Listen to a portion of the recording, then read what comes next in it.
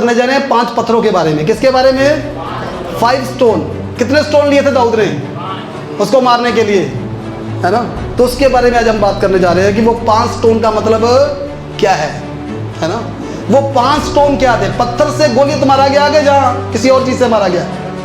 Hallelujah, है ना? जब हम जिस्मानी बुद्धि से पढ़ते हैं हम सोचते हैं पत्थर के द्वारा दाऊद ने गोलियत को मार दिया। बहुत बड़ा गोलियत मारा गया किसके द्वारा, है ना?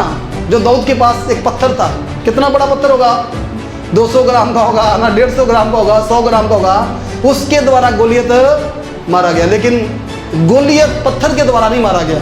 आज हम बात करेंगे वो पत्थर का मतलब क्या था, वो 5 पत्थर क्या थे। अगर वो 5 चीजें हमारे पास है, हम बड़े से बड़े गोलियत को हरा सकते हैं। आज हर व्यक्ति के जीवन में गोलियत है ना? कोई ना कोई गोलियत है। किसी के पास कर्जे का गोलियत है, किसी के पास बीमारी का गोलियत है, किसी के पास, है ना, घर में झगड़ा है, वो गोलियत है ना? किसी का पति बहुत शराब पीता है, वो उसके घर में गोलियत है। अलग अलग प्रकार के गोलियत आपके जीवन में है। गोलियत एक मुश्किल था इजरायलियों के लिए। क्या था? इजरायलियों के लिए एक बहुत बड़ी समस्या था। आज आपके जीवन में समस्या होगी। हालेलुया। कितने लोगों के जीवन में समस्या है? कोई ना कोई समस्या हमारे जीवन में होती है। कई बार हमारे ऊपर बहुत बड़ा कर्जा है, कई बार हमारे घर के हालात सही नहीं है। ये सब गोलियत है और आपको परमेश्वर ने बुलाया है गोलियत को हराने के लिए। किसके लिए बुलाया है? देखो, परमेश्वर के वचन में लिखा हम हारने के लिए नहीं, हम जीतने के लिए बुलाए गए। किस लिए बुलाए गए? हम जीतने के लिए।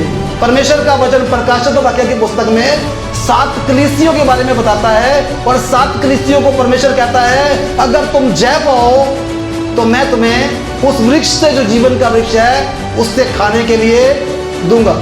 अगर तुम जय पाओ तो मैं तुम्हें अपने साथ तख्त पर अपने साथ बिठाऊंगा। बाइबल बताती है यीशु मसीह जब जी उठे और यीशु मसीह जब उठाए गए, यीशु मसीह जाकर पिता के दाहिने हाथ उसके सिंहासन के ऊपर बैठ गए। हालेलुया। और सिर्फ परमेश्वर ही नहीं, वहां पे यीशु मसीह नहीं सिर्फ यहाँ पे बैठे, हम भी वहां पर बैठे। अभी हम गाना गा रहे थे, यीशु मुर्दों में से जी उठा। मैं बचपन तो जानता है यीशु मुर्दों में से जी उठा, लेकिन मैं यीशु की पुनरुत्थान की सामर्थ को नहीं जानता था। हालेलुया, है ना? आप ये जानते होंगे कि यीशु मुर्दों में से जी उठा है, लेकिन आप उसकी पुनरुत्थान की सामर्थ को नहीं जानते। बाइबल में लिखा है वो आत्मा जिसने यीशु को मुर्दों में से जिलाया, वो आत्मा आपकी मरणहार देहों को भी क्यों ना जिलाएगा। हालेलुया। ताकि आप परमेश्वर के लिए इस्तेमाल हो सको, जैसे दाऊद परमेश्वर के लिए इस्तेमाल हुआ। सो दाऊद ने 5 पत्थर लिए और 5 पत्थरों के द्वारा क्या किया? पत्थर एक ही इस्तेमाल किया, तो 5 क्यों लिए? सवाल ये है। हालेलुया। क्योंकि 5 किसको दिखाता है? बाइबल में 5 एक परफेक्टिक शब्द है। क्या है? 5 एक परफेक्टिक शब्द है। बाइबल में 1 का मतलब है एक परमेश्वर है, 2 का मतलब है कन्फर्मेशन, 3 का मतलब क्या है? यीशु 3 दिन के बाद मुर्दों में से जी उठा था, यानी कि रेजुरेक्शन, है ना? तीसरे दिन का मतलब है रेजुरेक्शन। और भी मतलब हो सकते हैं। हालेलुया। इसी प्रकार 5 का मतलब है पूर्ण। क्या है 5 का मतलब? पूर्ण। परमेश्वर क्या करना चाहता है कलीसिया आपको, है ना? बाइबल में लिखा वचन का उद्देश्य यही है कि एक व्यक्ति वचन के द्वारा क्या हो जाए? क्या हो जाए वचन के द्वारा, है ना? जब 3:16 पढ़ते हैं, कल जब यहाँ पे स्कूल है तो पहले जो दूसरा सेशन है यही आज वहाँ पे हम सीखेंगे। हालेलुया। तो 5 शब्द दिखाता है पूर्ण को, 7 शब्द दिखाता है सिद्धता को, 12 शब्द दिखाता है संपूर्ण और सिद्ध। हालेलुया। कितने चेले थे यीशु मसीह के? 12 चेले थे। तो इन सब चीजों का मतलब है 7 रोटियां ली यीशु ने। 7 ही रोटियां क्यों थी वहां पे? हालेलुया। 5 भी थी, पूर्ण और सिद्ध। हालेलुया। तो बाइबल में गिनती जो होती है उसका एक मतलब होता है। तो 5 पत्थर लिए। कितने पत्थर लिए? जब दाऊद गया, दाऊद ने 5 पत्थर चिकने लिए, उनमें से सिर्फ एक ही पत्थर इस्तेमाल किया, लेकिन उसके पास 4 पत्थर और थे। हालेलुया। इसका मतलब है दाऊद के आगे अगर 4 गोलियत और आ जाए तो 4 गोलियत मारने के लिए और 4 पत्थर दाऊद के पास है। और दाऊद ने सिर्फ एक ही गोलियत नहीं मारा, अपने जीवन में कई गोलियत दाऊद ने मारे। और जो दाऊद के साथ लोग थे उन्होंने भी कई गोलियत मारे। हालेलुया। दाऊद के पास 400 लोग आए थे। कितने लोग आए थे दाऊद के पास? 400 लोग। बाइबल बताती है वो 400 लोग हारे हुए थे, वो लोग कर्ज में थे, वो लोग टूटे हुए थे, वो लोग, है ना, हारे हुए थे। लेकिन जब दाऊद के साथ रेगुलर वो रहे तो वो एक योद्धा बन गए। क्या बन गए? वो एक योद्धा बन गए दाऊद के साथ रहकर। क्योंकि दाऊद के साथ परमेश्वर था और दाऊद के पास विश्वास था, और जो लोग दाऊद के साथ रहे वो भी दाऊद की तरह क्या बन गए। जब हम परमेश्वर के साथ संगति करते हैं कलीसिया, हम परमेश्वर की तरह बन जाते हैं। किसकी तरह बन जाते हैं? जब वो अपने लीडर के साथ रहकर वो दाऊद की तरह जोधा बन गए।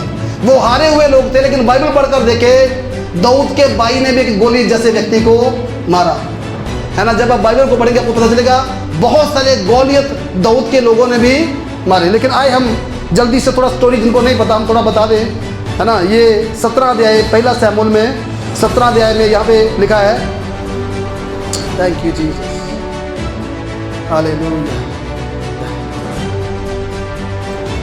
बुलंद आवाज में। अब फिलिस्तियों ने युद्ध के लिए अपनी सेना को इकट्ठा किया। देखो फिलिस्ती आ गए इजराइलियों के खिलाफ, और लिखा है उन्होंने अपनी सेना को इकट्ठा किया और यहूदा देश के सोको में एक साथ होकर सोको और अजेका के बीच एपेसनी में डेरे डाले। हाँ, एक जगह थी यहाँ पर उन्होंने डेरे डाल लिए, यानी कि आमने सामने उन्होंने वहाँ पर क्या करना था, युद्ध करना था। और ये अजेका नाम एक जगह है यहूदा में, यहाँ पे उन्होंने क्या किया, डेरे डाले। हाँ, 2 आयत। शाऊल और इस्राएली पुरुषों ने भी इकट्ठे होकर साउल और इजरायली पुरुष भी इकट्ठे होकर उनके साथ युद्ध करने के लिए गए। हाँ, एला नामक तराई में डेरे डाले। हाँ, डेरे डालिए। युद्ध के लिए फिलिस्तियों के विरुद्ध पार्टी बांधी। अब एक तरफ फिलिस्ती है, दूसरी तरफ कौन है, साउल और उसकी सेना, यानी कि इजरायली हैं, और दोनों का आपस में क्या है, युद्ध है। और देखो युद्ध के लिए दोनों सेना क्या है, तैयार है। उनको लगा, है ना, युद्ध करने गए थे वो, क्या करने गए थे वो, युद्ध करने गए थे वो लड़ने गए थे उनके साथ।